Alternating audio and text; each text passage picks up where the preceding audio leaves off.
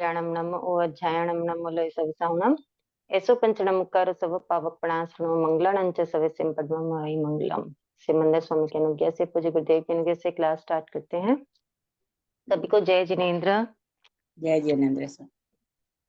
कल का हमारा जो टॉपिक चल रहा था उपवास का चल रहा था ना, कि उपवास का जब पचकान लेते हैं, या कभी पढ़ा होगा आपने तो चौथ भक्त का पचकान होता है मोस्टली। अंतगढ़ सूत्र जब पढ़ते हैं अपन, ठीक है, तो अंतगढ़ सूत्र में आपने देखा होगा चौथ भत्त, फिर छठ भत्त, फिर अष्टम भत्त, फिर दशम भत्त, ऐसे बढ़ते जाता है, दो दो बढ़ता जाता है। तो कभी आप लोगों के माइंड में आया नहीं कि ये चौथ भत्त क्यों लिखा होता है वहां पे, फिर छठ भत्त क्यों लिखा होता है? एक्चुअली चौथ भत्त यानी अपन कल जैसे किसी ने बोला कि चार आहार का त्याग, है ना, तो चार आहार कौन से चार आहार का त्याग होता है यहाँ पे? स्नाम पाणम खायमम सायमम। अच्छा, तो फिर जब बेले में छठ भत्त बोलते हैं तो फिर दो और क्या ऐड करेंगे उसमें? मैं बोलूं दीदी?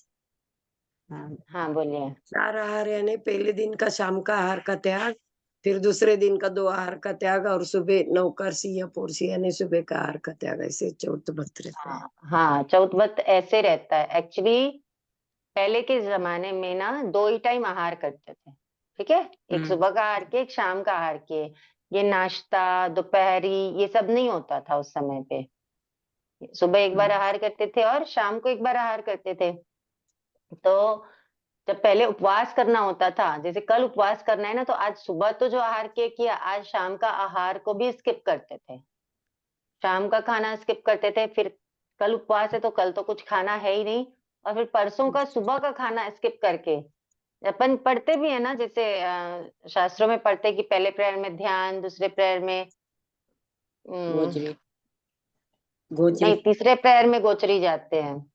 पहले प्रहर में ध्यान, दूसरे प्रहर में स्वाध्याय और तीसरे प्रहर में फिर गोचरी लेने। तो मतलब उस टाइम अगले दिन का भी पहले प्रहर का जो भोजन है उसको स्किप करते थे। तो चार टाइम का जो भोजन स्किप होता है उपवास के लिए, इसलिए उसमें चौथ भत्त का पचकान बोला जाता है। फिर जब बेला करना रहेगा तो सिंपल सी बात है, दो टाइम का और स्किप हो जाएगा, पहले में और दो टाइम का स्किप हो जाएगा, +2 +2 +2, इसीलिए होता है। अच्छा ठीक है सर, है ना। तो पहले मतलब उपवास, एक्चुअल उपवास का सही स्वरूप ये है, लेकिन हम लोग आज की डेट में सही स्वरूप से उपवास तो कर ही नहीं पाते हैं, कुछ तो पता भी नहीं है और कुछ तो हैबिट में भी नहीं है ना। तो जैसे उपवास हो गया, नवकारसी हो गई, इन सब का हम एक्चुअल जो स्वरूप है ना वो हम नहीं फॉलो कर पा रहे हैं। तो ये ध्यान में देने वाली बात थी कि चौथ भत्त, छठ भत्त, अष्टम भत्त क्यों होता है। अठम भत्त बोलते हैं ना, अठम बोलते हैं तेले के पचकान को, अठम का पचकान, वो सब इस वजह से होता है। ठीक है, अब कल तो हमारा कुछ भी आगार स्टार्ट हो ही नहीं पाया था, आज अपन स्टार्ट करते हैं। दीदी एक बात बताइए, आइम्बिल जैसे अगर आइम्बिल का तीला करते हैं तो उसमें तो सिर्फ हर इंडिविजुअल डे नॉर्मल आइम्बिल का ही पचकान करते हैं ना हम लोग? हाँ, उसमें आइम्बिल उसमें का ही मतलब पचकान तीला करेंगे। वाला केस नहीं रहता क्या फिर? नहीं, तेला तो देखो, उपवास बेला तेला वो फास्ट मतलब उपवास से रिलेटेड है, ठीक। एम्बिल का हाँ तेला बोलेंगे उसको, अपन तेला नहीं बोल सकते। तेला, हाँ तो उसमें छठम भत्त वगैरह कुछ नहीं बोलते, नॉर्मल हर इंडिविजुअल नहीं, डे अपना एक अलग आइम्बिल रहता है, अलग हाँ पचकान, वही इसीलिए सेम तो पचकान होगा। पचकान, हाँ इसीलिए आज अपन जब पचकान के आगार समझेंगे ना, तब अपन को समझ में आएगा कि उसका इंडिविजुअल पचकान क्यों होता है। क्योंकि आप अच्छा अगर ठीक। अठम भत्त, आप बताओ, अगर अपन तेले का पचकान लेंगे हम्म। तो क्या हो जाएगा? अठम हाँ भत्त आठम का भत्त में पचकान हो कितने? जाएगा। अठम भत्त यानी सीधा सीधा आपके 8 टाइम के आहार का त्याग हो जाता है। जिसमें आइम्बिल में तो करते हैं आहार अपन, एक टाइम तो करते हैं हाँ दिन में। हाँ, इसलिए वो वहां पे वैलिड ही नहीं होता, हम्म। है ना। ठीक है ठीक है। ठीक है, थैंक यू। तो अभी अपन जो मैंने आपको कल बताया कि मोटे 10 पचकान होते हैं, ठीक है। ऐसे पचकान बहुत सारे हैं, लेकिन जो मेन पचकान है ना वो कितने हैं? 10 पचकान 10 है, ठीक है। कौन कौन से हैं? तो नवकारसी, पौरसी, सड़क कुर्सी, 2 पोरसी या दो जिसको कई लोग पोर्शन क्या बोलते हैं, पूर्वार्ध मड्ढ, पढ़ कुड़ीमड्ढ भी बोलते हैं। पूरी में साढ़े पूजे हाँ फिर एकाशन, एक आसना एकल ठाना, एक कठन आइम्बिल आइम्बिल, नीवी उपवास, उपवास नीवी। एक्चुअली क्या है, जो मेन पचकान है ना, उसके आधार पे यहाँ पे 10 पचकान है ना। उपवास, उपवास के बाद दिवसचर्या और अभिग्रह, और निवि। ठीक है, और नीवी। समझ में आ रहा है? तो ये मोटे मोटे क्या है, 10 पचकान है। कई जगह नीवी को लेते हैं और कई जगह जो हम घंटी से या मुट्ठी से हम का पचकान करते हैं ना, वो मानते हैं। ठीक है, कोई से भी लो, पचकान अपने को कौन से पचकान में कौन से आगार रखना है, यानी जो हमारे रखे हुए हैं, जो भगवान द्वारा फरमाए हुए हैं कि इस पचकान में हम इस चीज की जो हमको छूट दी गई है, उसके बारे में हम आज यहाँ पे चर्चा करेंगे। ठीक है, सबसे छोटा पचकान और सबसे सरल पचकान कौन सा? नौकारसी, है ना, नौकारसी। अब अपने को पता है नौकारसी कितने देर की होती है? 48 मिनट, सूर्योदय से 48। सूर्योदय से सूर्योदय के 48 बाद मिनट 48 मिनट। ठीक है, मोस्टली तो मतलब मैं अपन 95% भी बोलेंगे कि लोगों की नौकारसी बेड पे आ जाती होगी, तो कोई बड़ी बात नहीं है यहाँ पे। ठीक है, अभी चलो किसी किसी सीजन में नहीं भी आती होगी, लेकिन मोस्टली ठंड के सीजन में तो लगभग आती होगी कई कई जगह पे। लेकिन उसका मतलब ये नहीं है कि हमने क्या किया है, नौकारसी का पचकान कर लिया और हम बहुत खुश हो रहे हैं। कोई भी, ये मेरा पर्टिकुलर मेरा सोचना है कि हम कभी भी कोई भी पचकान करें, यानी कोई व्रत करें ना, तो उस व्रत की फीलिंग होनी चाहिए अंदर में, तो विशेष निर्जरा है। अरे, और अगर बिना फीलिंग के, बिना किसी एफर्ट के हम अगर व्रत कर रहे हैं, तो हम क्या विशेष निर्जरा कर पाएंगे, है ना। तो अब नौकारसी भी कर रहे हैं, तो नौकारसी में भी हमको छूट दी। इतना छोटा सा व्रत है, कितना छोटा सा, जस्ट सूर्योदय से 48 मिनट के अंदर का, जिस टाइम पे हमको शायद अलग से इसको एफर्ट भी नहीं डालना पड़ता है, 2-4 कुछ काम करते करते ही हमारे क्या हो जाती है, नौकारसी आ जाती है। लेकिन उसमें भी भगवान ने हमको क्या दिए हैं, आगार बताए हैं। क्या आगार हैं? नौकारसी का पाठ क्या है?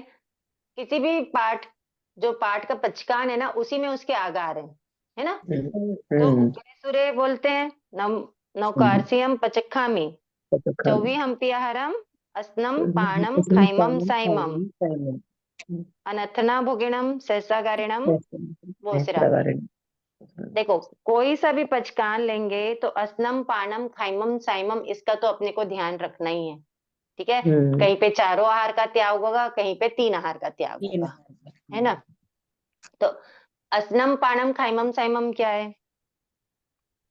आहार है।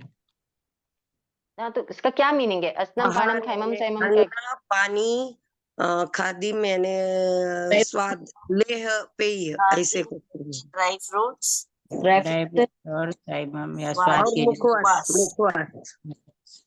हाँ, अस्नम अस्नम क्या पानी नहीं, आहार। जो धान्य होते हैं ना, हम्म, वो सब हो जाते हैं ना, अनाज जो भी है वो सब क्या आ जाते हैं, अस्नम में आ जाते हैं। पान में भवन पानी, जो भी पीने की चीजें हैं, शरबत हो गया, जूस, जो भी चीजें पीने की है, शेक्स हो गए, दूध, पानी, सब कुछ पानम में आएगा। ठीक है, खाइमम, खाइमम में क्या आएगा? Dry fruits. ड्राई फ्रूट्स और स्नैक्स, है ना, मिठाइयाँ, ये सब किस में आएगा? खाइमम में आएगा, है ना। और साइमम में क्या आएगा? मुखवास। ठीक है, जितने भी टाइप के मुखवास हैं, खटाई, सुपारी, लौंग, जो भी पानचुरी, जो भी चीजें हैं, वो सब किस में आएंगे? साइमम में आएंगे। ठीक है, तो ये चारों प्रकार के आहार का त्याग। ठीक है, नवकार्यम पचकामी चौवियम प्यारम अस्नम पानम खाइमम साइमम, मतलब ये चारों प्रकार के आहार का तो त्याग हो रहा है। उसके बाद क्या बोलते हैं? अनथना भोगिणम सहसा गारिणम। अनथना भोगिणम, अनथना भोगिणम का मतलब क्या होता है? अनथना, अनथना मतलब जहाँ पे बिल्कुल ऐसा भूल कोई गए। विचार नहीं है ना? विचार हम्म, नहीं है कि हम कुछ उठाकर खाएं, लेकिन हम क्या, प्रत्येक क्षण हमारे माइंड से क्या हो गया, स्किप हो गया है। हो बिल्कुल गया, भूल गए हैं कि हमारे कोई हम्म, पचकान है। ठीक है। हम्म, अनथनाभ भोगिणम किसी भी पचकान में आता है, सिर्फ नौकारसी की बात नहीं है। इसका मीनिंग समझ लो अनथनाभ भोगिणम का। अगर आपने उपवास का पचकान लिया, आपके रूटीन में होगा, अगर कभी कोई चीज खाने का, जैसे सौंफ ही खाने का रहता है किसी का रूटीन में, या अलसी खाने का, जैसे आजकल सब हेल्थ कॉन्शियस हो गए हैं, डाइनिंग टेबल पे रखा है, उठाए और खा गए मुंह में। पाक ले लेते हैं अपन। हम्म, तो जैसे अचानक भूल गए और अचानक खा लिए, तो वो अनथना, वहां पे उपवास आपका भंग नहीं हो रहा है। ठीक है। भूख लगेगा। आगार रखा हुआ है तो भंग नहीं हो रहा है, क्योंकि भूल गए। हाँ, इंटेंशनली खा रहे हैं तो वो भंग हो रहा है। आपको याद आ गया, आप हटा दीजिए उसको। ठीक है। क्योंकि इतने स्ट्रांग अपन नहीं रहते हैं कि याद आ गया और उसके बाद भी अपन उसको एकदम निर्लिप्त होकर के अंदर कर लें, वो तो पॉसिबल नहीं है। स्वाद आएगा, रस आएगा, सब आएगा। तो वहां पर अपने को क्या करना है, जैसे याद आ गया तो अपन उसको निकाल दो मुंह से। तो ये होता है अनथना भोगिणम। ठीक है। ये एक नवकारसी में भी ये वैलिड है। इतना छोटा सा पचकान है तो उसमें भी ये वैलिड है। और नेक्स्ट है सहसा गारिणम। ऐसा करना। सहसा गारिणम मतलब अचानक, जब हम्म, अचानक कोई चीज हमारे मुंह में चले जाए, मुंह में चले जैसे गए, बारिश छींटा हो लग गई, जाए पानी का, है बारिश ना, के छींटे हो गए। या पानी का छींटा लग बारिश जाए का कोई छींटा भी। चला जाए, या फिर पहले वो बिलोना करते थे दही ना, से। अभी भी कई छाछ। जगह होता है, अपन भी कहते, कभी कोई छींटा किसी चीज का मुंह में आ जाए, हम्म, तो उसका क्या होता है, आगार होता है। छींटा अगर मुंह में आ गया तो ऐसा नहीं कि हमारा व्रत भंग हो गया। हम्म, ठीक है। तो हम्म, नवकारसी के पचकान में कितने आगार हैं? दो। दो दो ही अनंत आगार है। ठीक है। ये ध्यान रखना है हमको। नहीं तो क्या होता है, जो जितने आगार मुंह में आते हैं ना, कोई भी पचकान लेते हैं तो बोलते जाते हैं, बोलते जाते हैं, बोलते जाते हैं। वैसा नहीं करना है। नौकारसी के नहीं, पचकान में दो ही आगार है, तो उसी दो का आ गए। फायदा लेना अपने को, है ना। हम्म, ये मेन ध्यान रखने वाली बात है। तभी हम हमारा पचकान शुद्ध होगा। ठीक है। नवकारसी के बाद आते हैं पोरसी। पोरसी क्या होती है? नवकारसी से हटता एक है के तो बाद प्रहर के बाद नवकारसी के पहुंचते। बाद में एक प्रहर तक। एक पहर नौकरसी की नहीं, सूर्योदय के बाद में एक सूर्योदय के प्रहर बाद के एक बाद पहर पौर की से तरफ। आती है। एक अच्छा। प्रहर। ठीक है। एक हम्म। प्रहर किसको बोलते हैं?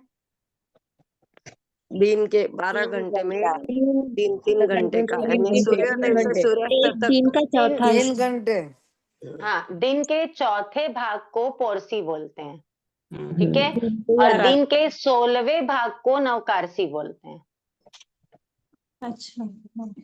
दिन का 16वां भाग नवकारसी और दिन का चौथा भाग पोरसी। चौथा बात भाग ध्यान में आ रही है? मतलब। चौथा हाँ, भाग कैसे होता है, देखो, हमेशा दिन 12 घंटे का नहीं होता, हाँ, हाँ। है ना। ऐसे हम्म। बोलने की बात होती है, 12 घंटे का दिन, 12 घंटे की रात, वो सिर्फ घड़ी में होता है। हाँ, लेकिन हाँ। हमेशा दिन 12 घंटे का नहीं होता है।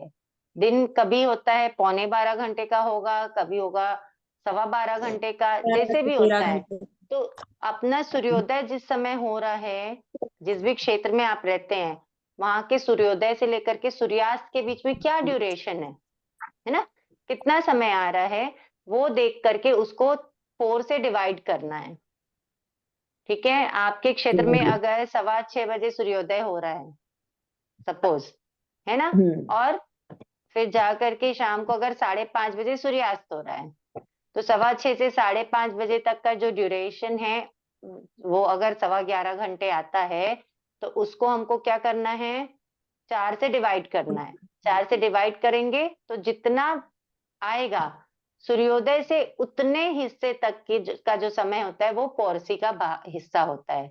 अगर 3.25 घंटा आ रहा है ना, जितना भी आ रहा है, तो सूर्योदय से लेकर के उतना समय के बाद पहली पौरसी आती है। पौरसी यानी एक प्रहर। ठीक है। हम्म। एक प्रहर जब पूर्ण होगा, वो पौरसी आएगी। 2 प्रहर पूर्ण होगा तो 2 पौरसी आएगी। और 1.5 पौरसी क्या होती है? जो पौरसी का जो समय दिया हुआ है उसका आधा कर दो, तो एक पोरसी हम्म, के बाद आधा और उसमें ऐड कर दो तो वो क्या हो तो जाएगी, 1.5 पोरसी हो पोर्शन। जाएगी। ठीक है, दीदी पोर्सी तो तो दिन के, 84 ही होती है ना? हाँ पोरसी 24 की होती है। जैसे दिन का, हाँ कुछ बोलिए। परंपरा में साधु संत तिवियारी पोर्सी भी करवा देते हैं। ठीक है, देखो अपनी अपनी श्रद्धा है ना, अब भी वो अपन है, इन चीजों में नहीं जाते, जिनको वो जैसी थोड़ा डाउट है, श्रद्धा। पर उन्होंने समझा है कि पोर्सी तिवियारी भी होती है, पर हर पोर्सी के पचकान में 24 ही लिखा रहता है, जैसे उसमें थोड़ा कंफ्यूजन हो जाता है फिर।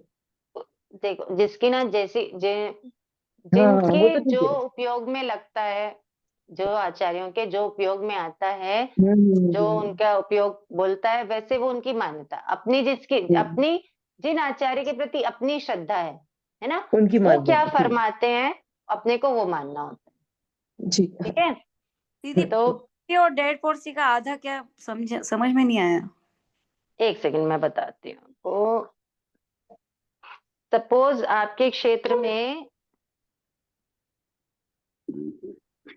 6:15 सूर्योदय हो रहा है, ठीक है, और सूर्यास्त हो रहा है 5:30। कितने घंटे का दिन हुआ?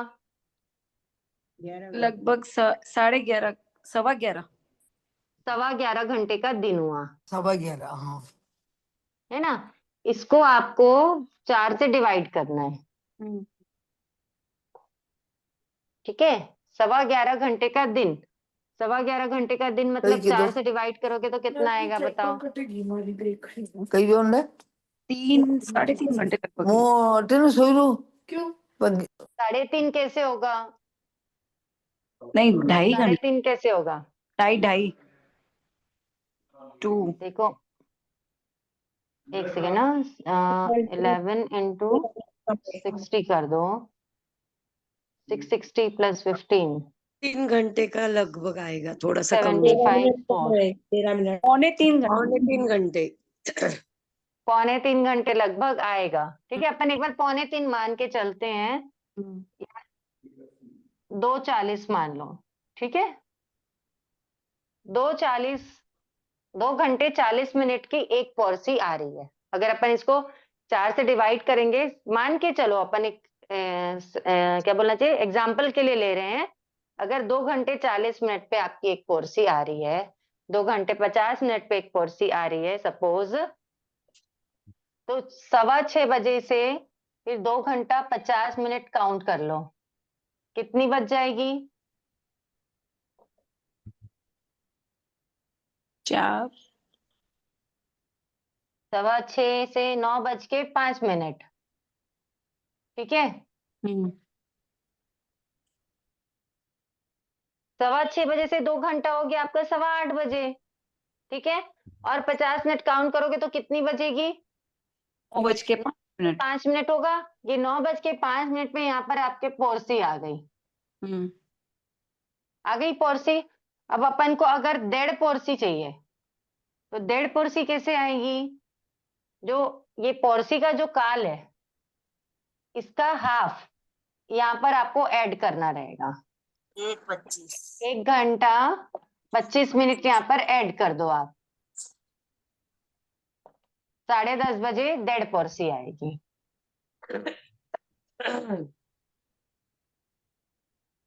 समझ में आया? हाँ सा हाँ दीदी जिन्होंने पूछा था उनको हाँ। समझ आया? आ गया। यहाँ पे 10:30 1.5 पोरसी आई। 10:30 कैसे आएगी? 11:30 नहीं आएगी क्या? क्यों 11:30 आएगी?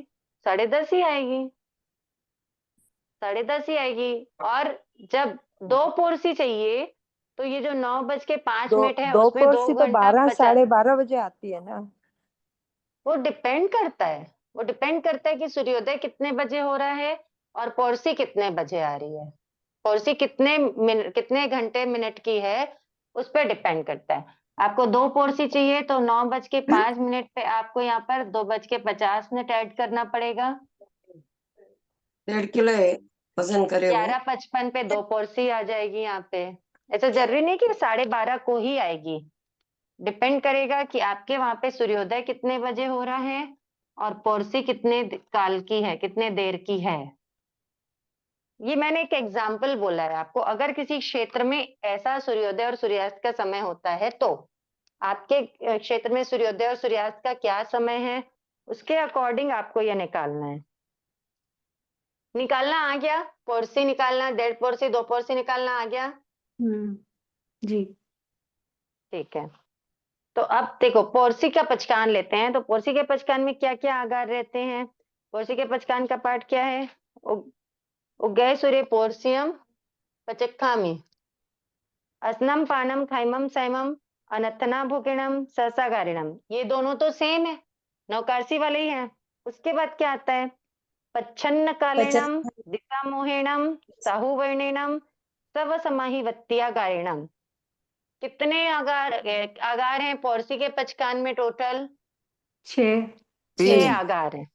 ठीक है, नौकारसी में 2 हैं, पोरसी में 6 आगार हैं। 6 कौन कौन से हैं? तो अनतना भोगिणम सहसागरणम सेम है। अब पच्छन्न कालेणम, पच्छन्न कालेणम का मतलब होता है बादल के कारण या आंधी आदि के कारण कई बार ऐसा होता है ना कि सूर्य नहीं दिखता है, और सूर्य नहीं दिखने के कारण क्या हो जाता है, ऐसे समझ में पहले तो घड़ियां नहीं होती थी, है ना, या कहीं ऐसे क्षेत्र में अपन पहुंच गए जहाँ पे अपने को, फिर आज की डेट में तो फोन में सबको टाइम पता चल जाता है, लेकिन फिर भी अगर किसी कारण से ऐसा हुआ कि हमको नहीं समझ में आया कि अभी कितनी बजी है और पोरसी आ गई, ये सोच के हमने पोरसी पाल ली, तो वो पच्छन्न कालेणम। जैसे सूर्य जब दिखता नहीं, बादल में छुप गया या आंधी आदि के कारण छुप गया, और अधूरे समय में ही पोरसी या 2 पोरसी का काल अपन सोच लिए कि पूरा हो गया और पोरसी पाल लेते हैं, तो पच्छन्न कालेणम के आगार से हमारा पोरसी का व्रत भंग नहीं होता, लेकिन जेन्युइन होना चाहिए। ठीक है, ऐसा नहीं कि आगार है तो छूट है तो लूट लो वाला नहीं होना चाहिए। ये पच्छन्न कालेणम। फिर दिशा मोहिणम। दिशा मोहिणम यानी दिशा में भूल, यानी कभी पूर्व को पश्चिम समझ लिए। हर जगह अपने को डायरेक्शन नहीं समझ में आता ना कि कोई नई जगह पे अपन गए तो ये कौन सा डायरेक्शन है, तो अगर दिशा में अपनी कोई भूल हो गई वैसा समझ के अगर पोरसी पाल लिए तो पच्छन्न का दिशा मोहिणम। फिर है साहु वर्णेनम। साहु वर्णेनम का मतलब होता है जैसे कभी कोई कारण ऐसा बन गया कि साधु यानी गुरु अगर आज्ञा दे दे कि अभी आपको क्या है, पोरसी आने से पहले पोरसी पालनी है। कभी संत समुदाय में ये हो सकता है, और कभी कोई बड़े संत साधु संत अगर बोले पोरसी आ गई, हो सकता है उस समय नहीं आई हो, लेकिन किसी भ्रम में उनको ऐसा लगा हो कि पोरसी आ गई, और वो बोले पोरसी आ गई, तो हम सोचे कि हाँ पोरसी आ गई और हमने पोरसी पाल ली, तो ये साहु वर्णनम मतलब साधु के वचन से। ठीक है, और 6th नंबर है सव समाहि वत्या गारिणम। सर्व समाधि प्रत्याकार। सर्व समाधि मतलब किसी भी बीमारी में दवाई वगैरह ले लेते हैं हम अगर हाँ, तो मतलब किसी भी बीमारी यानी तेज बीमारी, ऐसा नहीं कि हल्का फुल्का सिर दुख रहा है, बड़ी पेट दुख बड़ी रहा बीमारी है, की। कुछ है, तो हाँ वो तीव्र रोग की उपशांति के लिए। जब कोई बड़ी मतलब ऐसे एकदम टेरिबल कोई कंडीशन हो जाए, सीवियर कुछ प्रॉब्लम हो जाए, तो उस टाइम उस रोग की शांति के लिए अगर दवाई वगैरह लेने के निमित्त से पोरसी के आने से पहले ही अगर पचकान पालना पड़े तो सब समाहि वत्या गारिणम का आगार। समझ में आए पोरसी के आगार अपन को? हम लोग प्रतिख्यान रोज करते हैं, है ना, रोज करते हैं, लेकिन हमको जब तक ये नहीं पता रहेगा कि किस कंडीशन में हमारा प्रतिख्यान टूट रहा है और किस कंडीशन में हमारा प्रतिख्यान थोड़ा बहुत दोष लग रहा है, दूषित हो रहा है, लेकिन भंग नहीं हो रहा है, तो हम इसको बेटर कर पाएंगे, है ना।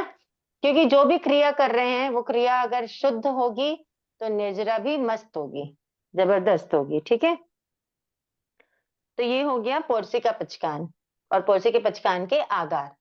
क्लियर है? किसी को कुछ पूछना है? दीदी जैसे पौरसी नौकारसी कोई भी पचखान लेते हैं उसको पाड़ना जरूरी है? हाँ, ताला लगा दोगे तो खोलना तो जरूरी है ना, बिना खोले कैसे यूज तो करोगे जो किसी एक सामान को? पचखान समयम पालियम वो वाला बोलना अनिवार्य है क्या? हाँ, बोलना ही चाहिए, जिस आता है अपने को याद है तो बोलना ही चाहिए। पोरसियम समम कारणम नफासियम नपालियम न तीर्यम न किट्यम न, वो बोलना चाहिए अपने को। और उसके बाद फिर नवकार मंत्र। यूजुअली ठीक 3 है, नवकार मंत्र गिन लेते हैं तो वो बचपन से वही संस्कार दिए रहते हैं ना कि 3 नौकर गिन लो तो पाल लोगे। लेकिन जब हमको बचपन पाल में सामायिक की पार्टी पूरी नहीं आती है, तब हम सामायिक भी कैसे पालते हैं? 3 नौकर गिन के पालते हैं। लेकिन जब सामायिक की पार्टी सीख जाते हैं तो हम विधि का महत्व समझते हैं ना, कि विधिवत कोई चीज की जाती है तो उसका क्या, उसकी क्या वैल्यू होती है। बस, तो विधिवत करना चाहिए। क्योंकि वहां पे आपके व्रत में जो दोष लगे हैं उनकी आलोचना अपन कर रहे हैं। अपन जब नवकार मंत्र से पालते तो कुछ आलोचना होती है क्या? नहीं। नहीं होती है, इसलिए। ठीक है, ठीक। फिर 2 पोरसी का पचकान। देखो, पोरसी के पचकान में कितने आगार हैं? 6 आगार है ना। 2 दीदी पोरसी में जैसे ना एक आगार। बोलिए। उपवास बेला वगैरह करते हैं तो उसमें हम्म। क्या मतलब कि स्नान का तो त्याग जैसे हो नहीं पाता पूरे टाइम। तो जब हम स्नान करते हैं तो उस वक्त हालांकि मुंह बंद रखते हैं, लेकिन फिर भी पानी की गुंजाइश तो हो ही जाती है कि शायद नहाते वक्त मुंह धोते वक्त कुछ ना कुछ ड्रॉप्स चले जाएं। तो उसका देखो, जाते तो नहीं, एक तो खैर उपवास बेला तेला छोटे पचकान में तो बड़े स्नान का त्याग कर दो तो बहुत अच्छी बात फिर है। वो हाँ, तो ठीक है, लेकिन अब कई बार मास का 28 तक मन भी है। होता है तो हाँ, कई बार 28 हाँ, तक होता है तो मास का फिर मन है नहाना तो पड़ता बीच है कई में। बार। हाँ, नहीं 28 तक भी चल सकता है, कोई बाधा नहीं होती है। लेकिन आप, ठीक है, जिसे किसी किसी को नहाना भी जरूरी होता है, कोई बड़ी बात नहीं। लेकिन ऐसा नहीं होता कि वो जाए ये छीटे मुंह में। अपना कंट्रोल रहता है ना वहां पे। तो बारिश हो रही है तो अपना कंट्रोल नहीं है, ऊपर से पानी बरस रहा है। लेकिन हम पानी कहाँ पर कितना कैसे डाल रहे हैं अपने बॉडी में, तो वो तो अपने हाथ में है। ये अब तो अपने से ही हम्म नहाओगे ना, तो वो हम्म तो हम्म हम्म जाने की गुंजाइश नहीं होनी चाहिए वहां पे, अपनी यतना होनी चाहिए। एक तो कम से कम पानी हम्म। में नहाना चाहिए। आप उपवास कर रहे हैं या वो तो खैर हाँ, त्याग करो तो बेस्ट है ना। बेस्ट है। हाँ, बड़े स्नान का त्याग करो तो बेस्ट हाँ, है। लेकिन अगर आप त्याग नहीं भी कर पा रहे हो तो कम से कम पानी का उपयोग करें। ठीक है, हम्म। क्योंकि उपवास भी क्या होता है, सिर्फ ऐसा नहीं है कि अनाज का त्याग कर देना, यानी खाने का त्याग कर देना इज नॉट ओनली उपवास। उपवास का मतलब सीधी सीधी बात है, कषायों को, इंद्रियों को, सबको वश में करना। सबको कर दो। आप, हाँ, इंद्रियों पे अपना वश रहे तो उपवास का महत्व है। ठीक है। अब जैसे कोई अगर कोई फीमेल पूरी फुल टाइम वर्किंग है, वो ज्यादा शुद्ध नहीं कर पाए और वो सोचते ही चलो शुद्ध ज्ञान नहीं ज्यादा नहीं कर पा रहे तो कम से कम तपस्या ही कर ले। काम तो दिन भर करना ही होता है जैसे, तो वो अगर अलग है, देखो तपस्या। वो तो उसका काम है। अब जैसे पहले के हाँ राजा महाराजा तपस्या करते थे तो क्या राज करना छोड़ देते थे क्या? शासन तो उनको करना ही पड़ता था, है ना। तो वो तो काम है उनका, वो करना पड़ता। हम भी, चलो कोई वर्किंग नहीं है, कोई हाउसवाइफ भी है, तो जितना काम है वो तो करना ही पड़ेगा ना। लेकिन ये है कि बचा हुआ जो टाइम है अगर उसको हम अच्छे अपने किसी धर्म आराधना में लगा लेते हैं तो अच्छा रहता है, तो ज्यादा अच्छा है। हम्म, अदरवाइज क्या होता है कि उपवास करने के बाद तो ज्यादा टाइम फोन और टीवी में घर में जाता है। करना। नहीं नहीं, वो तो खैर नहीं। हाँ, तो वो वैसा हाँ, नहीं टाइम करके पास ही नहीं होता हमको लोगों धर्म का। आराधना। हाँ, लोगों का टाइम पास नहीं होता उसमें, इसलिए। तो टाइम पास के लिए उपवास नहीं करना है ना। नहीं, उपवास मैं तो क्यों बता करना है रही वो हूँ, समझ, हाँ समझ गई दूसरे मैं, लोग लोगों का करते हैं ऐसे। उपवास में टाइम पास नहीं हाँ होता हाँ। बोल रहे हैं। लेकिन हमको हम्म। उपवास करके उपवास की वैल्यू को समझना है, उपवास की बिल्कुल। क्वालिटी को समझना है। ऐसा नहीं कि सिर्फ आहार का त्याग कर दिया तो उपवास हो गया। हम्म आहार के त्याग के साथ साथ कषायों पे अपना कंट्रोल होना चाहिए, इंद्रियों में इंद्रियों का दमन होना चाहिए, तो उपवास की वैल्यू है। सिर्फ रसनेंद्रिय हम्म, को कंट्रोल कर लिया तो उपवास हो गया। ठीक है, उपवास होता है लेकिन वो क्वालिटी नहीं होती है। ठीक है, ठीक। अभी पॉलिसी के हमने 6 आगार पढ़े। ठीक है, अब 2 पॉलिसी में एक आगार और ऐड हो जाता है जिसका नाम है महत्तरागारिणम। क्या है? महत्तरागारिणम। लेकिन महत्तरागारिणम छठे नंबर पे ऐड होगा, लास्ट में सव समाही वत्तिया गारिणम ही रहेगा। अनतनाभोगिणम, सहसागारिणम, नेत्रगारिणी। पच्छन्नकालिनम, दिशामोहिनम, साहुवर्णिनम, फिर महत्तरागारिणम और सव समाही वत्तिया गारिणम। ठीक है, तो महत्तरागारिणम का मतलब क्या होता है? मतलब गुरुओं से माता जब हम पिता गुरु, है ना, जो विशेष भी बड़े निर्जरा के हैं, लिए। हाँ जो भी बड़े हैं अगर किसी खास कारण से उनकी आज्ञा से अगर जल्दी समय आने के पहले पोरसी पालनी पड़ जाए, 2 पोरसी का ये, अगर हमको 2 पोरसी का बचकान पालना पड़ जाए तो इसका आगार होता है। लेकिन इसका जबरदस्ती का फायदा माता पिता ना उठा लें अपने बच्चों के लिए, वो विशेष कारण से है। विशेष निर्जरा का कोई अवसर आ रहा है, कुछ ऐसा विशेष कारण आ रहा है जहां पर माता पिता के कहने से या बड़ों के कहने से या गुरु के कहने से हमको बचकान पालना पड़ रहा है, तो मात्रा गर्णम का आगार है। ठीक है। फिर है एकाशन का पचकान। एकाशन के पचकान में कितने आगार, चले देखते हैं। अस्नम पाणम खैमम सैमम तो है ना, उनका त्याग है, यहाँ पे उनका आगार नहीं है। अस्नम पाणम खैमम सैमम का क्या है, त्याग है। इसके बाद आगार स्टार्ट होते हैं। अनथना भोगिणम, सहसा गारिणम। देखो एकाशन में ना 3 नए आएंगे डिफरेंट। 2 तरह के पचकान के पाठ हैं। एक तो है साधु संतों के लिए और एक है गृहस्थों के लिए। तो साधु संतों के लिए जो रहता है उसमें एक तो सागरिया गारिणम है ना, और दूसरा परिट्टा वन्या गारिणम। ये 2 आगार जो है वो साधु संतों के लिए है। तो सागरिया गारिणम का मतलब होता है कि जैसे कोई संत सत्या एकाशन करने बैठे हैं और अगर वहां पर गृहस्थ पहुंच जाए तो गृहस्थ के सामने खा सकते हैं क्या? वो नहीं खा सकते। तो फिर उनको उठ के अगर जाना पड़े तो आगार होता है ना। और सेकंड है परिट्टा वन्या गारिणम। परिट्टा वन्या गारिणम का मतलब होता है पलटने, मतलब ज्यादा ले लो तो हाँ, पलटने में आहार अगर एक्स्ट्रा हो गया है और उसको परखना पड़ेगा, है ना, ऐसी स्थिति आ गई है। और कोई महर्षा का एकाशन था, वो एकाशन करके उठ चुके हैं, ठीक है, लेकिन अगर परखना पड़ जाएगा तो फिर उनको खाना पड़ जाए तो उसका क्या होता है, आगार। समझ में आया? ताकि वो परटने के दोष से बच जाए, है ना। तो सागरिया कारणम और परिट्ठा वन्या कारणम, ये 2 आगार किसके लिए हैं? साधु के लिए हैं। साधु संतों के और गृहस्थ के लिए क्या क्या है? अनथना भोगिणम, शेषा कारणम, दीदी परिठिया गारिणम का क्या बताया आपने? अगर परटने की स्थिति आ जाती है, जैसे आज सपोज 3 ठाना मारसा है, ठीक है, गोचरी आई, एकाशन वाले मारसा ने पहले एकाशन कर लिया है ना।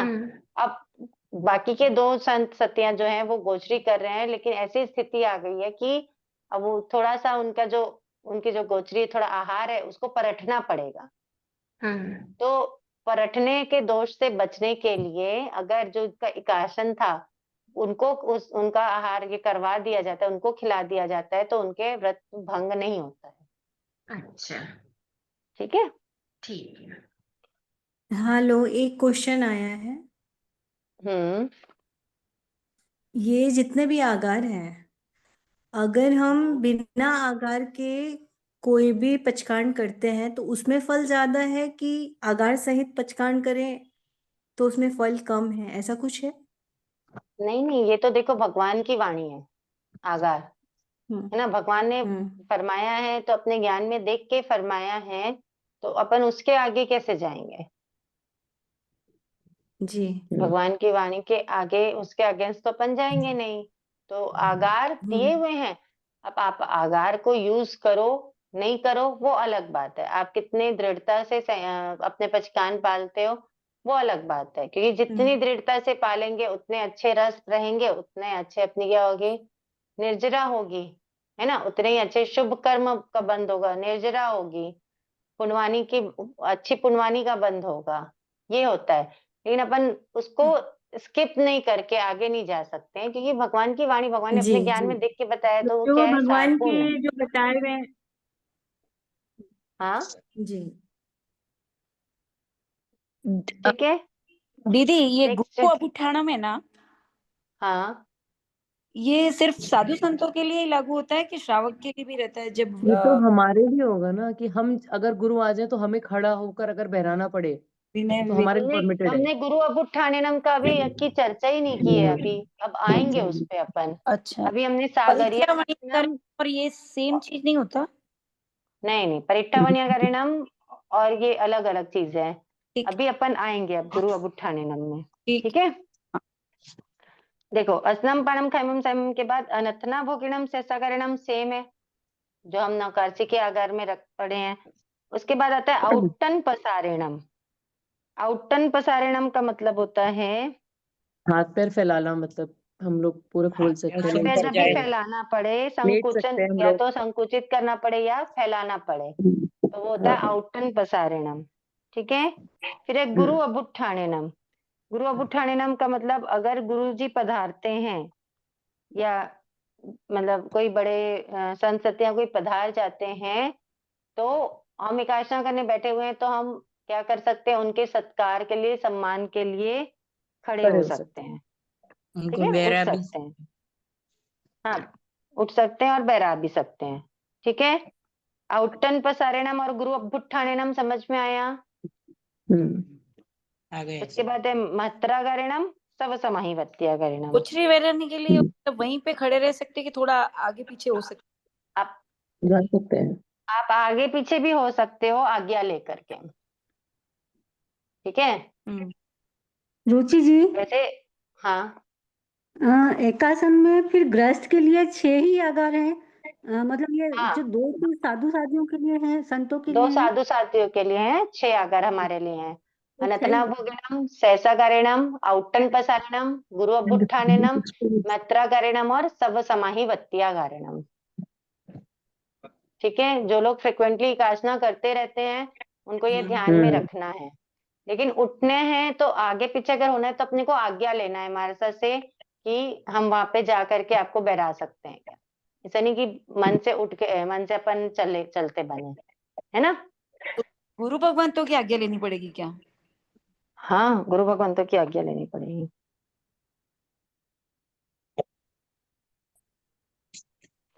एकाशन का पचकान हो गया। एकाशन में कितने आगार हो गए? यूं तो 6 बाकी 8 हैं। एकाशन में कितने आगार हुए? गृहस्थ के लिए 6 और साधु के लिए 8 आगार हुए। ठीक है, फिर रुचि एकाशन दी, के बाद अगर गुरु अबुट्ठानेनम में अगर गुरु की आज्ञा लेते हैं, अगर गुरु की आज्ञा लेते हैं तो उस समय घर वालों की भी आज्ञा लेनी पड़ेगी वेराने के लिए? नहीं। नहीं, घर वालों, गुरु के अपन उठ सकते हैं, अपने आसन में अपन उठ के खड़े हो सकते हैं गुरु के आगमन पे सत्कार के लिए। लेकिन अगर अपने को चलना है, आगे जाना है, पीछे होना है, कुछ वहां से हटना है ना, तो गुरु की आज्ञा लेना पड़ेगा। घर वालों की आज्ञा एकासन में नहीं लेना पड़ता। नहीं हम नहीं, अगर सामायिक वेराने में के हैं, लिए। हाँ मैं बता रही हूँ, हम अगर सामायिक में रहते हैं ना, और अगर उस समय पे महाराज साहब पधारते हैं, तो हमको घर वाले की आज्ञा लेकर के बैराना पड़ता है उस समय। एकासन में बैराने के लिए गृहस्थी की आज्ञा की जरूरत नहीं है। दी समाई को तो उसमें भरवा सकते हैं क्या? सामायिक में बैरा सकते हैं हम, लेकिन अपने घर में जो भी सूझते हैं, है ना, जो सूझते हैं उनकी आज्ञा लेकर के, क्योंकि हम सामायिक में है तो हम अभी क्या है, घर हमारा नहीं है। ठीक है, सामायिक में हम तो सब सावध्य योगों का त्याग कर दिए हैं, तो घर ये वर सामायिक लेने के पहले करनी पड़ेगी क्या? पहले नहीं, जिस समय हम सामायिक में हैं और अगर मरसा पधार गए, तो उस समय हमको अपने घर में जो भी सूझते हैं उनसे आज्ञा लेकर हम बैरा सकते हैं। दीदी जैसे घर में यदि कोई हम नहीं है घर में अकेले और ही हो तो अगर हम अकेले हैं घर में और उस वक्त हम समाई करना चाहते हैं और भावना बाहर है, उस वक्त हम सोच रहे समाई के कर ले, तो क्या हम पहले से अपने मुंह से आज्ञा लेके बैठ सकते हैं क्या? संभावना नहीं, क्योंकि आपने तो पहले से आज्ञा लेके कैसे बैठोगे आप इस चीज के लिए। इस चीज नहीं, को तो मेरे को भी सावध समझ योगों का है, तो लेकिन पहचान करते हैं, फिर भी मतलब ये होता है कि घर पे आ जाते हैं तो इस टाइम गेट भी खोल के जैसे हम खुला गेट भी बैठ गए, गेट उड़ाला हुआ भी और बैठे हुए हैं, और पहले से जैसे हम भावना भरे तो एक सोच के बैठ जाए, तो ऐसे नहीं कर सकते क्या? नहीं, ऐसे सोच के तो बैठ नहीं सकते हैं, संभावना। कि अगर साधु संत आएंगे तो मेरी आज्ञा है मैं बहरा दूंगी, इस तरह से नहीं। दी कोई कहता था ऐसे कर सकते हैं दी। हाँ, मुझे भी यही ध्यान है कि एक बार किसी ने हाँ, बोला था किसी कि ने कर बोला सकते हैं, था साधु ये। संतों ने ही बोला था। कि हमने बोला था बैठे बैठे, अच्छा, बोले भावना बात है समाई की कर लिया करो, तो बोले समाई में फिर अकेले रहते हैं, बोले आप ऐसे आगे लेके बैठ सकते हो, तो वो थोड़ा सा एक डाउट हो गया था। एक मिनट, भाई साहब हैं क्या क्लास में? गुरुजी, उस समय में सत्या जी लोग खुद ही बोल देते हैं कि हाँ भाई आज्ञा है और वो आप उठ सकते हैं। जैसे एक बार मैं अकेली थी घर में और सामायिक लेकर के ही बैठी हुई थी और अचानक सतियों जी का आना हुआ, तो उन्होंने पूछा मुझसे कि आप सामायिक में हो क्या? मैं बोले हाँ। बोले आप बहरा सकते हो? नहीं, मैंने पूछा फिर कि मेरा सा गोचरी बहरा सकते हैं? तो बोला हाँ। तो फिर मैं वो पूंजनी लेकर के गई हाथ में, फिर उन्होंने मुझसे कहा कि पूंजनी जो है वो टेबल पर आप रख दो और फिर बहरा दो। तो फिर मैंने वैसे ही किया, फिर दीदी उनके जाने के दीदी बाद में वापस बैठ गई मुझे जो सामायिक। जानकारी है, आज्ञा लेनी पड़ती है किसी संसारियों की, इतना मुझे पता है, भले अपन संसारी सामायिक की में। आज्ञा के बिना तो आप कैसे बहराओगे? हमारे से आज्ञा दे नहीं सकते हैं। हाँ, तो देना नहीं, पड़ता महाराज है मेरे साहब को। आज्ञा तो नहीं दे सकते, लेकिन नहीं, उन्होंने बोला था कि आप पहले से अपने आप स्वयं आज्ञा लेके बैठ सकते हो। अगर यदि महाराज साहब आए तो मैं आज्ञा रखती हूँ अपनी कि दो बहरा करण सकते तीन हो। योग में 2 करण 3 योग में वो नहीं बैठेगा ना दीदी, ऐसे आगार कैसे लेंगे? नहीं तो मुझे फिर तो उस नहीं टाइम आप समझ में आता। देखिए उस टाइम आप सामायिक करो ही मत ना। नहीं, तो करके बैठ सकते हैं आप। वो अलग बात हो गई कि आप सामायिक करो नहीं करो या संवर करके, वो अलग बात होगी। लेकिन अगर जैसे ये लोग बता रहे हैं कि इन्होंने बहराया है, तो वो वैलिड है नहीं है, ये मैं आपको पूछ के बताने का भाव रखती हूँ। मतलब मेरे जितनी समझ आती है तो वो तो नहीं होना चाहिए, क्योंकि आपने सामायिक में अपने 2 करण 3 योग से सावधि योग का त्याग किया हुआ है। तो बिना किसी गृहस्थ की आज्ञा के, आप गृहस्थ है ना जिनका घर है ना, उनकी आज्ञा के बिना आप नहीं बहरा सकते हैं, जहां तक मेरे ध्यान में आता है। भाई साहब क्लास में हैं क्या? नहीं है, अगर नहीं हैं तो है। आप, क्या? ठीक है, आपको मैं आगे बताने का भाव रखती हूँ इसका आंसर, थोड़ा पूछ के मानसा से या जैसे भी। भाई साहब आ गए। भाई साहब फरमाएंगे क्या? मैं फोन करता हूँ उनको। हाँ, शायद सुन नहीं रहे हो, ध्यान नहीं हो। ठीक है, तो अभी अपन आगे चले। एकाशन का हो गया। एकाशन में कितने आगार हैं? 6 आगार है ना। और बस में तो गिरेगा, इधर उधर हो जाएगा।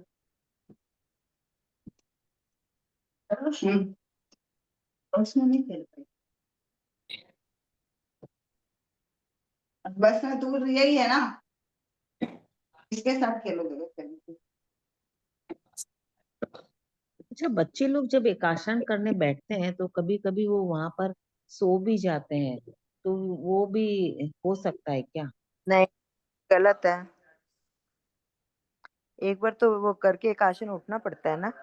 भाई साहब कुछ नहीं, सवाल है, पर तो जैसे हाँ कुछ बहुत सवाल है, छोटे उसका बच्चे थोड़ा हैं और उनको तो क्लैरिफिकेशन हम लोग लीजिए ना। वैसे लोग देते हैं ना कि हाँ भाई ठीक है, थोड़ी देर और बैठ जाओ और फिर उसके बाद में कुछ खाना हो तो खा लेना, तो उसमें तो वो लोग फिर बैठे बैठे सो भी जाते एकाशन में भी कहते हैं ना 48 मिनट की वो जय व्याख्या जिनेन्द्र। हैं। हाँ। लगाते हैं। भाई साहब प्रणाम, जय जिनेन्द्र। ये हम्म, सवाल सुना क्या आपने? नहीं नहीं। इनका क्वेश्चन है कि अगर घर पे अकेले हैं और सामायिक लिए हुए हैं, सामायिक करने का समय रहता है और वही गोचरी का समय रहता है, तो क्या सामायिक लेने से पहले हम ये इसका अपने आप को आज्ञा देके बैठ सकते हैं कि अगर हमारे सामायिक के बीच में हमारे साथ पदार्थ है तो हमको बहराने का आगार्य करके, या आज्ञा है ऐसा? नहीं नहीं, सामायिक की पार्टी में ऐसा आगार से ले सकते हैं क्या? नहीं ले सकते। मैं बस एक्चुअली इनके किसी ने इनको बोला हुआ है किसी किसी को, और कभी ऐसा भी हुआ है कि वो सामायिक में और हमारे साथ पधार गए तो हमारे साथ बोले कि आप बहरा सकते हैं। ऐसे संभव है? मतलब सही है क्या? नहीं नहीं। तो इसका क्या सोल्यूशन होना चाहिए अगर सामायिक करना तो सामायिक आप है और गोष्ठी अगर का हमको समय ख्याल बहराना के है समय तो? करें ना भाई। आपको जैसे आपको नवा व्रत निप जाना है। हेलो, आवाज आ हाँ रही भाई, है? हाँ जी, हाँ हाँ। हाँ हाँ भाई। जैसे आपको नवा व्रत निप जाना है, वैसे 12वां व्रत भी तो निप जाना है। हम्म। तो 12 व्रत का समय का ख्याल करके फिर सामायिक करो। फिर वो प्रवचन का 12वां व्रत कब निपट सकता है? अगर काल गोत्री कब जाएंगे? कालो काले समय रे, है ना।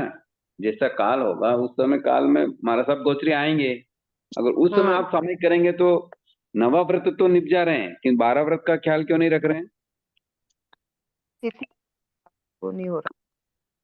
हेलो, पर कभी कभी नवे ऐसा नवे भी दिन होता है ना कि जिस समय अरे मेरी जैसे बात जैसे सुनो, बड़े मेरी बात सुनो, आप अपनी समस्या नहीं रख सकते। धर्म आराधना में भगवान की क्या आज्ञा है उसको ख्याल रखना पड़ता है।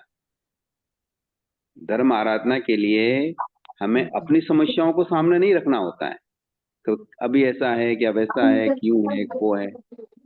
धर्म आराधना में भगवान की क्या आज्ञा है वो देखना होता है। समझ में आया?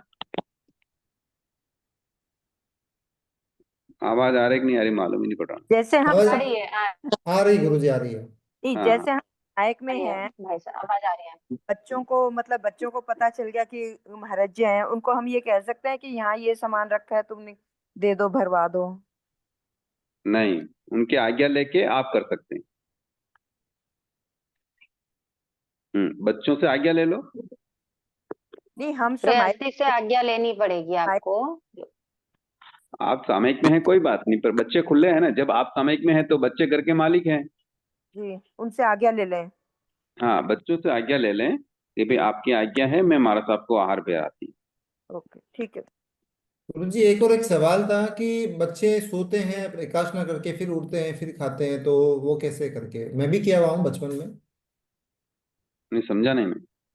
एकाशना का पचकान है, और एकाशना हाँ, कर भी लिया, उसके बाद थोड़ी देर सो जाते हैं, उसके बाद उठ के कॉफी या चाय लेते हैं, फिर उठ नहीं जाते हैं। नहीं ऐसा तो ऐसा नहीं होता है। बचपन ऐसा में करते मम्मी हैं क्या कि करवाते थे ऐसे। नहीं नहीं, सोने का क्या मतलब हुआ? अरे व्रत क्या क्या मतलब है कि हम आरक्ति पालक्ति लगाकर एक आसन पर बैठकर, इसकी टीका पढ़ो। टीका केवल पाठों से मात्र काम नहीं चलता है। अच्छा। पाठ पढ़ने में और पाठ सीखने में तो केवल ये चीज है कि हम विधि समझ जाएं कि किस विधि से व्रत को लेना है और किस विधि से करना है, किंतु उस विधि का तात्पर्य क्या है, इसके लिए टीकाएं हैं। टीका का मतलब उसका विश्लेषण, भाई ये व्रत क्यों किया जा रहा है।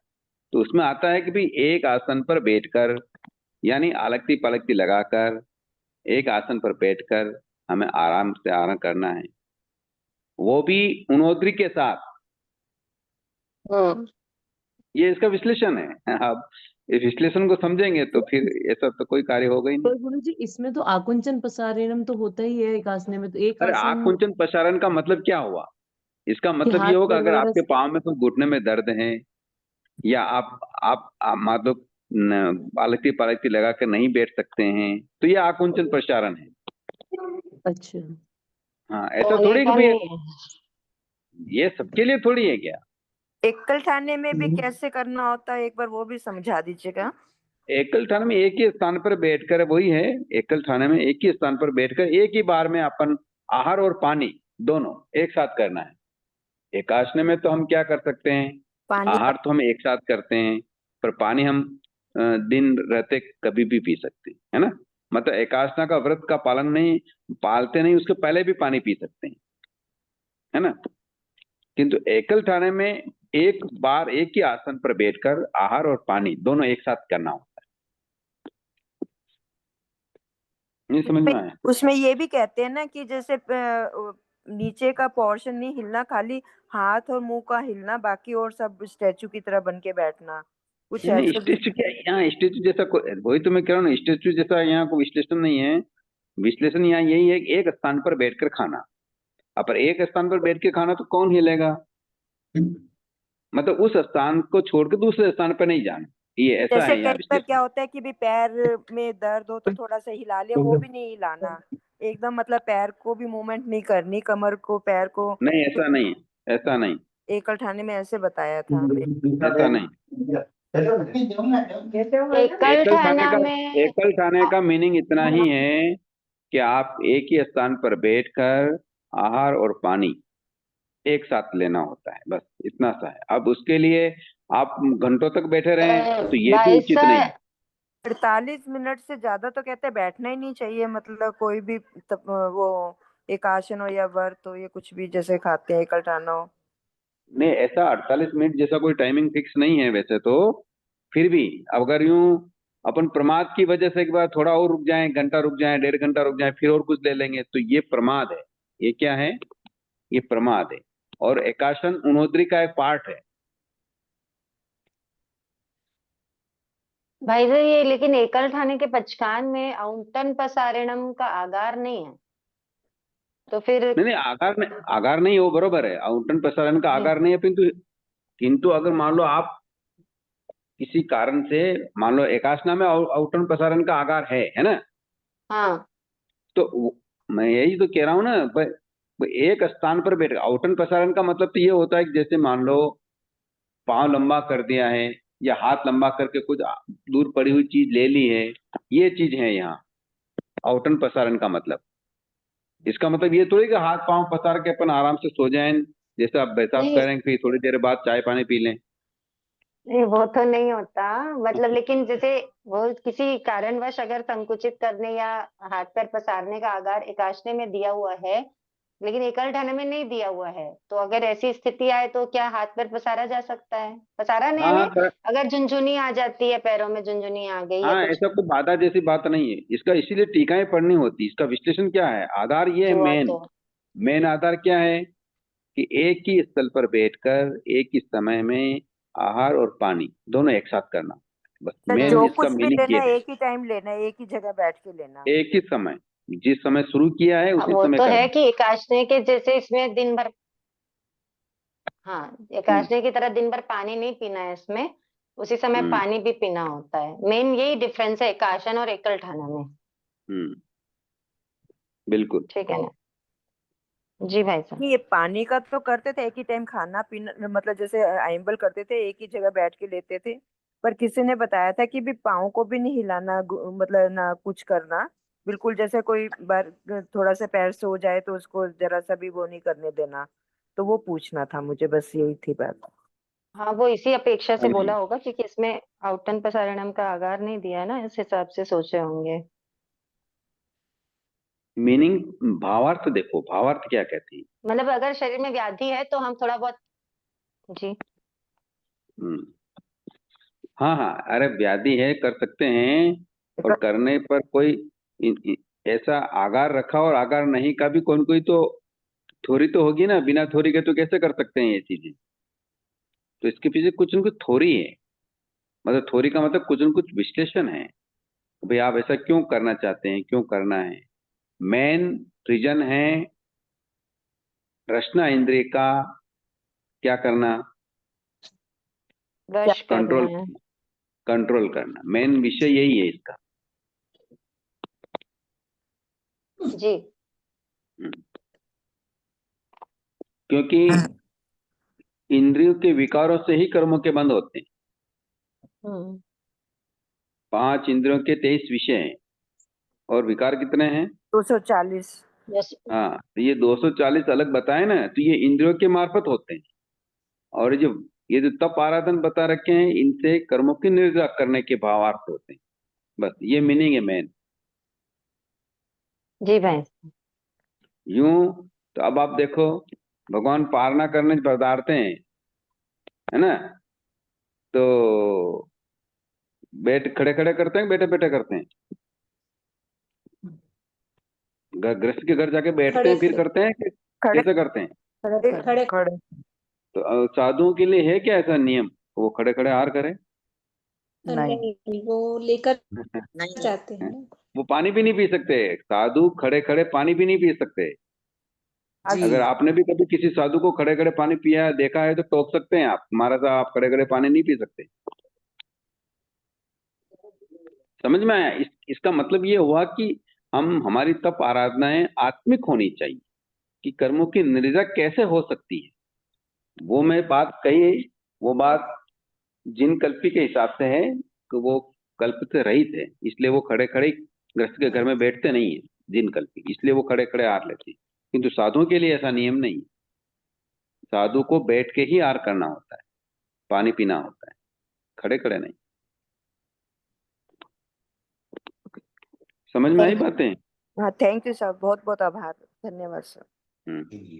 कहने का मतलब ये है कि हमारा एकल ठाना करना, एकासन करना, कोई हाथ पांव या शरीर के लिए नहीं है कि भाई हम मान लो, ये ठीक है, एक रूल्स तो होते ही है किसी चीज को करने का, नियम तो होते हैं ना। मान लो कभी स्कूल में जाते हैं, क्लास में जाते हैं, तो उसकी यूनिफॉर्म होनी चाहिए, उसका टाइम होना चाहिए, उसकी बुक्स होनी चाहिए, उसकी नोटबुक्स होनी चाहिए, है ना। वो तो सब होते हैं, उसका पर्पज होता है कि वो उसी क्लास में जाके बैठे जिस क्लास के वो स्टूडेंट है, है ना।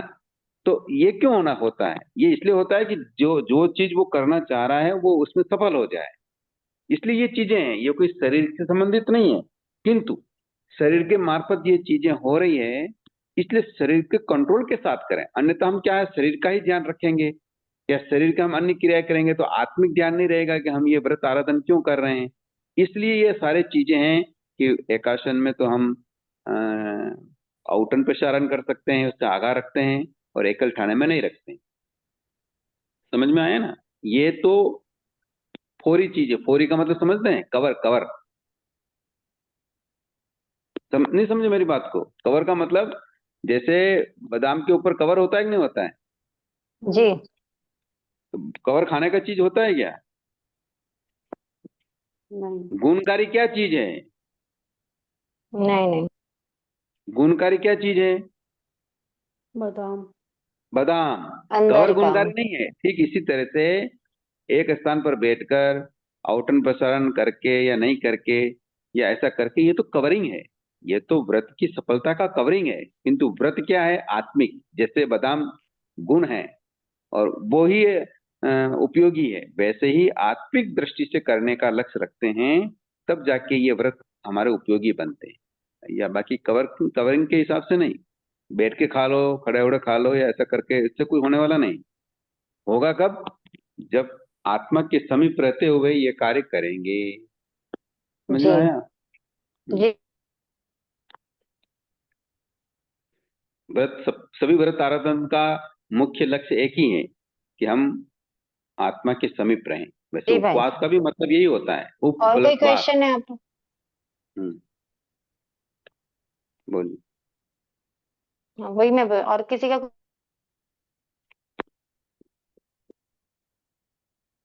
कुछ क्वेश्चन है तो पूछ लीजिए।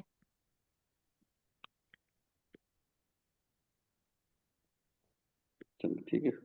जैसे एक क्वेश्चन और है दी, जैसे मौन करते हैं तो मौन में मतलब जैसे कोई चीज हम फिर किसी का कोई क्वेश्चन नहीं है?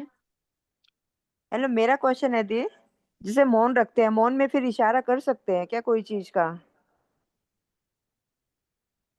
देखो, एक यूं वचन की अपेक्षा से तो आप मौन रह गए, किंतु मौन का मीनिंग नहीं समझे आप। जी भाई मौन साहब। का मीनिंग क्या है? केवल वचनों से चुप रह जाना ऐसा नहीं है। यूं तो गूंगा भी मौन रहता है तो फिर तो उसकी साधना ही सफल हो जावे। ये जानवर नहीं बोलते हैं, मौन रहते हैं, तो फिर इनकी साधना सफल हो जावे। तो मुझे हमें कोई भी इशारा नहीं करना चाहिए, मतलब मौन का मतलब ये नहीं है नहीं, कि मैं इशारे की बात नहीं कर रहा हूँ। हाँ जी, आपके मौन का मीनिंग समझो ना पहले, क्यों मौन रखी। अपनी आत्म शक्ति को बढ़ाने के लिए। तो फिर अब अगर आत्मशक्ति बढ़ाने के लिए मौन रखी है, किंतु मन और काया तो संसारिक पदार्थों के उसमें लगी हुई है, उनके आसक्ति के लिए या और कुछ के लिए हम इशारा करेंगे ना, किसके लिए इशारा करेंगे? तो केवल मौन रहना पर्याप्त नहीं है, मौन रहने का मीनिंग समझना पड़ेगा। अन्यथा अगर केवल मुंह से वचन नहीं बोले और इशारे करेंगे, अ, हानि लाभ के वजह से हम कुछ कार्य करेंगे, तो फिर वो मौन रहना कोई सार्थक वाली बात नहीं है। ऐसे मौन तो तिरंज भी रहते हैं। मतलब लिख कर भी नहीं देना। फिर वही बात हो गई। क्या नाम है आपका? मेरा नाम प्रमिला। प्रॉमिनेंट। प्रमिला जी कहाँ के हैं? दिल्ली से है सर। अच्छा, दिल्ली से। देखो, मौन का संबंध होता है, सारी साधनाएं हमारी आत्मिक होती हैं।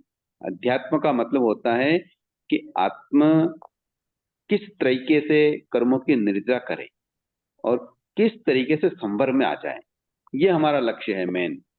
अब इसके अलग अलग आयाम हैं, मौन भी एक आयाम है। तो इसका मतलब ये होता है कि हम वचनों से तो नहीं बोल रहे हैं, किंतु संसारिक पदार्थों, संसारिक परिवार, संसारिक बिजनेस, संसार के जो ये कार्य हैं आरंभ परिग्रह वाले, इनसे हम कितना दूर रहे, इनकी आसक्ति का हमने कितना त्याग किया, ये इसके लिए भी मौन है ये। जी समझ में आया नहीं मेरा? जी इसीलिए कहते हैं ना, कई एक वो साधक के लिए कहते हैं कि अगर कोई साधक बचपन से मौन रहता है, और मेरे को याद आ रहा है, घटना तो पूरी याद नहीं आ रही, कि अगर वो 30 साल तक मौन रह जाए तो उसको वचन लब्धि मिल जाती है। किंतु वो मौन केवल शब्द से नहीं, अगर ऐसा मौन रहने से लब्धि मिल जाए तो तिरंज तो सबसे पहले लब्धिधारी हो जाए।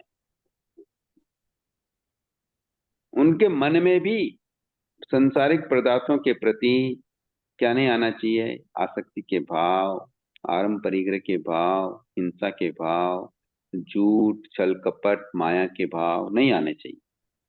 समझ में आया? जी। गुरु जी, मेरा एक प्रश्न है, नरक में जो जीव है वो नपुंसकलिंग रहते हैं, स्त्रीलिंग पुल्लिंग ऐसे कुछ है क्या? नपुंसक रहते हैं वो, उनका लिंग नपुंसक है। नपुंसक है ना? वही मेरे को एक जन बोला नपुंसक है, मैं गुरु जी को पूछती हूँ क्या है वो। धन्यवाद गुरु जी। अन्यथा तो आप देखो, चंद्रमच्छ की कई बार आपने घटना सुनी, किंतु उसकी अनुप्रेक्षा नहीं की कि वो मगरमच्छ के भापन में बैठ के बोल तो नहीं सकता, बोला भी नहीं, क्योंकि आवाज, भावना उसकी भाई उम्र थी। भी बहुत छोटी है। हैं? कितना लवका है वो? हाँ, वो आयु कितनी है उसकी, तेंदुलमच्छ की?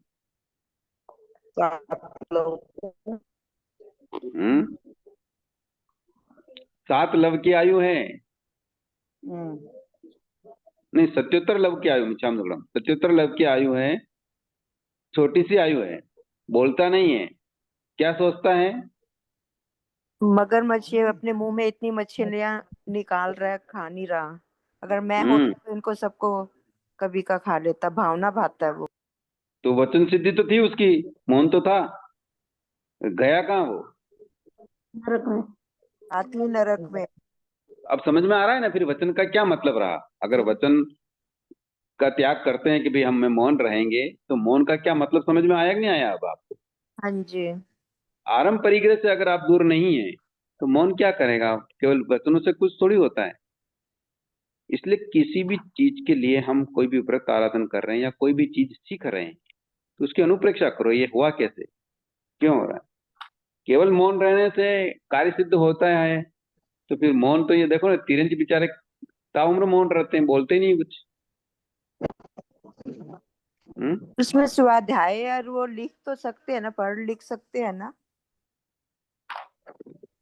वो विषय अलग हो गया, देखो फिर वापस बात ही अलग हो गई आपकी। वो विषय अलग हो गया, वो स्वाध्याय का अर्थ हो गया संवर और निर्जरा का मैटर। निर्जरा में स्वाध्याय एक तप एक नहीं है जी। तो वो तो कर ही सकते हैं, उसमें क्या दिक्कत। और मौन भी निर्जरा के लिए ही की है हमने, उसमें कोई बाधा नहीं। ठीक है। इसका मतलब ये नहीं कि स्वाध्याय के लिए हम लिख पढ़ सकते हैं तो संसार के कार्य के लिए भी हम लिख पढ़ सकते हैं, कर सकते हैं ना फिर तो। नहीं, हाँ, नहीं कर सकते। अब समझ में आया ना मैटर? हाँ, अब समझ में आया? हाँ जी। हाँ चलो, देखो मेरा ये रुचि जी जैसा प्रेम से प्यार से समझाने का वाला मैटर नहीं है मैं तो डायरेक्ट बोल देता हूँ, आप लोगों को बुरा लगता होगा। अच्छा है ना, थोड़ा सा जल्दी ये समझ में आता है गुरुजी। आता है ना। नहीं तो अंधेरे में रहते हैं तो हम करते भी हैं तो फिर उसका फायदा भी नहीं होता, तो इसलिए पूछना जरूरी रहता है। नहीं नहीं, पूछना तो कोई बात नहीं, मेरा समझाने का तरीका थोड़ा सही नहीं है, मैं सीखूंगा रुचि जी। नहीं, आपने बहुत अच्छा समझाया है, भाई वो समझ आ साहब गया क्या है। बोलते हैं, आपका गुरुजी आप समझाया हुआ ऐसे एक बार समझाते ना दिमाग में जाता है। तो समझ में बहुत जल्दी आता है। हाँ, बुरा न लग जाए, बस ऐसी बात है, सामने वाले गुरु जी नहीं क्या नहीं बोल। नहीं, ये बुरा नहीं लगता, गुरुजी, ये नहीं बल्कि गुरुजी। हमें अपनी कमियों का पता चल गया ना। नहीं तो हम तो अपने गलतियां कर भी रहे हैं, उसका गलतियां भी कर रहे हैं उसके साथ में, तो वो गलत हो रहा था ना। तो थोड़ा समझ आया तो उसके लिए आगे के लिए अलर्ट रहेंगे कि समझ के करेंगे, मतलब थोड़ा ध्यान रखेंगे इन चीजों के लिए, तो इसलिए पूछा था। नहीं नहीं, ठीक है, पूछना तो बहुत कोई अच्छा है जो हमारी, पूछते हैं। मुझे तो क्या लगता है, कोई मेरी कमी बताए तो मुझे अच्छा लगता है, उसमें बुरा नहीं नहीं लगता नहीं, है। मैं कमी अपनी की कमियों बात को नहीं है, सुधारना, प्रश्न। नहीं नहीं, कोई भी जैसे ये गलती थी मेरी, जो मैं गलत कर रही थी तो वो मुझे समझ आई, तो उसके लिए आगे के लिए मैं मतलब अलर्ट रहूंगी, तो मुझे अच्छा लगता है, मुझे अपनी कमियों का पता प्रश्न चलता है। तो पूछेंगे ना, प्रश्न पूछेंगे तो साधना में निखार आएगा, धर्म आराधना में निखार आता है। जी पूछेंगे नहीं, रूढ़िवादिता से चलेंगे, परंपरा से चलेंगे, तो कई चीजें केवल कायिक हो जाएगी, आत्मिक नहीं होगी। और जब तक आराधना आत्मिक नहीं होगी, निर्जरा के प्रसंग नहीं बनेंगे।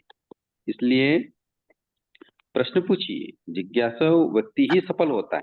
जी जो जिज्ञासु नहीं होता है, देखा देखी कर लेता है, वो ज्यादा सफल नहीं होता है।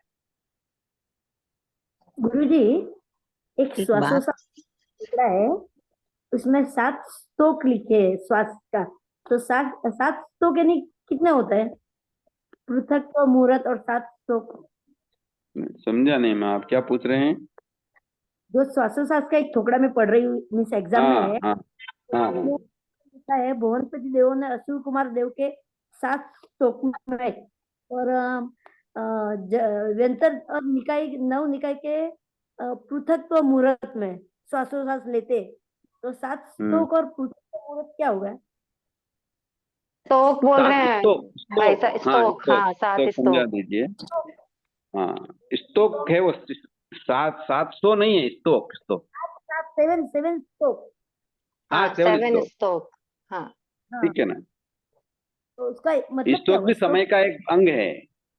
जैसे होता है ना, एक समय, आवलिका, है ना, फिर होता है स्टोक, फिर होता है लव लव, फिर श्वासोश्वास, फिर उच्छ्वास। श्वासोश्वास को उच्छ्वास बोलते हैं समय में। तो श्वास निश्वास। हाँ, तो मेरे हिसाब से स्टोक इसका किसको पूरा बोलते हैं उल्टी जी?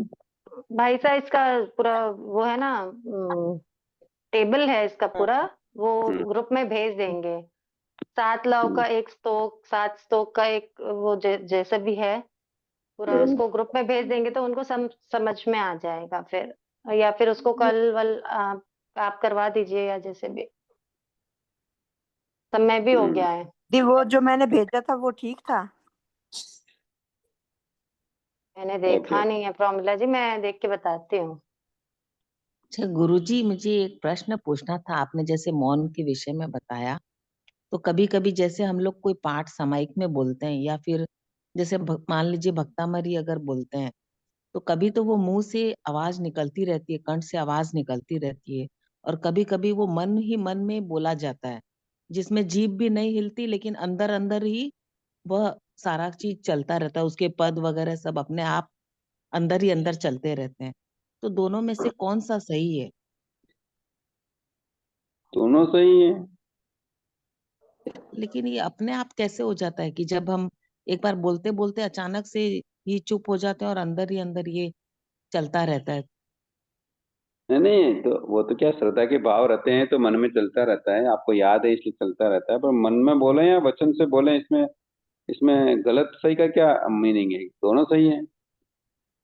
मौन के समय बोल रहे हैं भाई क्या? साहब लेकिन मौन कई बार तो ऐसा मौन होता भी है नहीं कि था ना। मन में रहता है ना, मन में बोलते बोलते ओक संज्ञा में आ जाता है।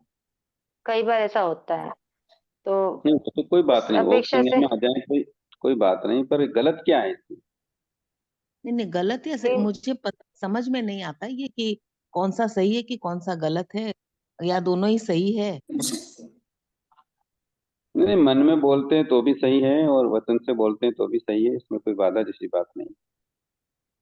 अच्छा। उपयोग और जब भी लगना हम चाहिए जैसे ना। कौसक, हाँ कौसक जब करते हैं, तो कभी कभी जैसे वो जीभ का तलवा जो है जो ऊपर ही रहता है, और उसके बाद में मन ही मन सारा पाठ बोलते हैं। लेकिन कभी कभी ऐसा भी हो जाता है कि वो अंदर ही अंदर जीभ जो है वो उच्चारण के साथ साथ चल रही हाँ, तो होती है। कौसर्ग में जीभ नहीं हिलनी चाहिए। बिल्कुल नहीं हिलनी चाहिए ना।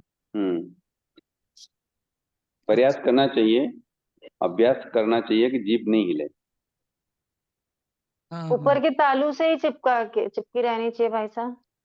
ऐसा जरूरी नहीं, ऐसा सुना नॉर्मल हुआ है, नॉर्मल मतलब स्थिति भी हो प्रैक्टिस सकती यही है, है। पर उसमें जीभ हिलना नहीं चाहिए, बस ऐसा बताया है। कारण क्या है इसके पीछे?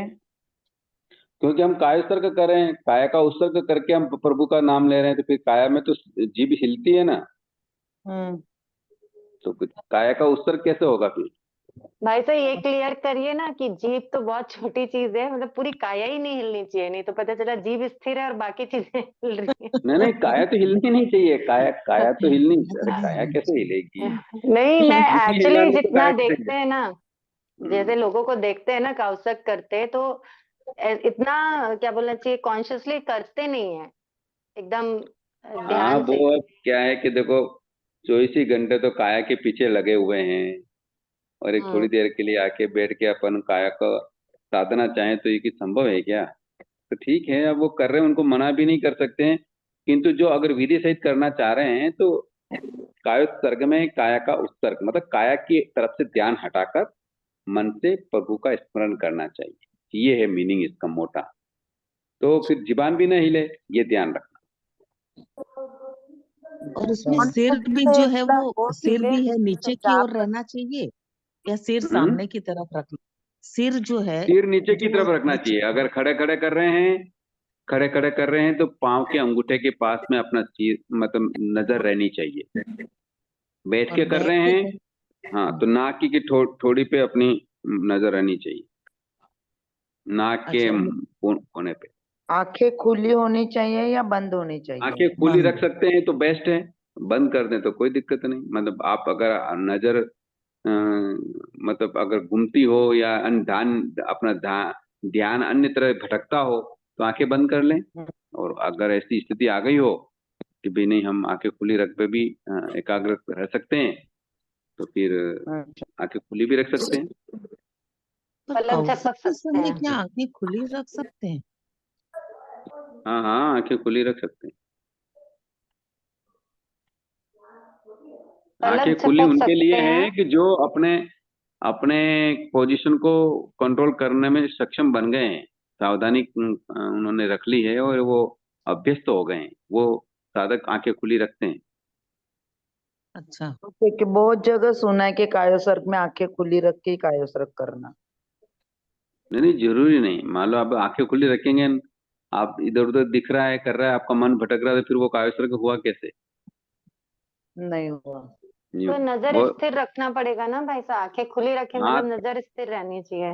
नजर तो स्थिर रहेगी, परंतु जी। नजर स्थिर रखने के बाद भी अगर मान लो कोई अपना मन घटनाक्रम पे जा रहा है, बाहर जो हो रहा है, तो फिर वो आंखें बंद करने में ज्यादा फायदा है। जी। आंखें खुली रखने का कारण ये है कि अभ्यस्त हो गए हों तो फिर कोई दिक्कत नहीं। जी। वैसे आंखें खुली रख के ही ध्यान किया जाता है। जी। जैसे मौन होता है, मौन में जैसे हम जाप करते हैं तो अंदर ही अंदर जैसे थोड़ा होठ हिलते हैं, मुंह भी हिले, तो ऐसे वो नहीं होना चाहिए। देखो व्रत प्रत्याख्यान जितनी बारीक तरीके से पालन करेंगे उतना विशुद्धि बढ़ेगी। अपन मौन भी करना चाह रहे हैं और जाप भी करना चाह रहे हैं, ये दोनों बातें बैठना संभव नहीं। नहीं मतलब अब फिर हम मौन करते तो क्या किसी को प्रतिक्रमण वगैरह भी ना सुनाए, स्वाध्याय वगैरह भी ना सुनाए? बोल के तो मौन करते और मौन नहीं, कर रहे वैसे हैं मतलब तो होठ फिर ये अरे मौन का मतलब आप ये उसमें ऐसा खुला रखिए कि भी मैं स्वाध्याय मेरे खुली रहेगी ऐसा। अच्छा अच्छा, उसका आग्रह रख के करनी मौन की। इसलिए कई कई साधक मौन करते हैं किंतु वो प्रवचन भी फरमाते हैं, यानी प्रतिगमन भी करते कुवचन का हैं। त्याग ऐसे बोला तो कुवचन का त्याग। हाँ कुवचन में तो फिर मौन नहीं रहता है, वो वचन तो होते ही है, किंतु मौन का मतलब ये होता है कि मैं केवल स्वाध्याय के अलावा कोई बात नहीं करूंगी, ऐसा खुला रख के ही अपन को मौन का मौन प्रत्याख्यान लेना चाहिए अगर ऐसा करना है।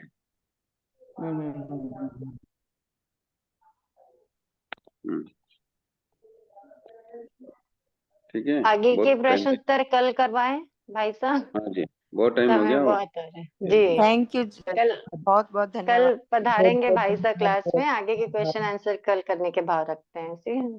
सबसे खमत खामना धन्यवाद जिन खमत आज्ञावृत्त खामना, क्षण बहुत मैं तुम धन्यवाद। धन्यवाद। आज भाई कितने साहब तक का बहुत बहुत पचकन आभार। हुए दीदी? बीच में नेट चला गया था, कितने तक पचकन हुए?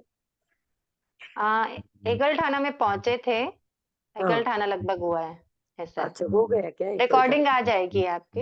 ओके ओके, ठीक है सर, धन्यवाद जय बहुत जिनेन्द्र बहुत। शाह। साहब बहुत बहुत धन्यवाद साहब को। बहुत बहुत आभार साहब, बहुत बहुत धन्यवाद। धन्यवाद सभी को। जय जिनेंद्र। जय जिनेंद्र, कृतज्ञता। जैन दीदी को और गुरु जी को बहुत बहुत आभार साहब। जय जिनेंद्र जय साहब, जैन साहब। धन्यवाद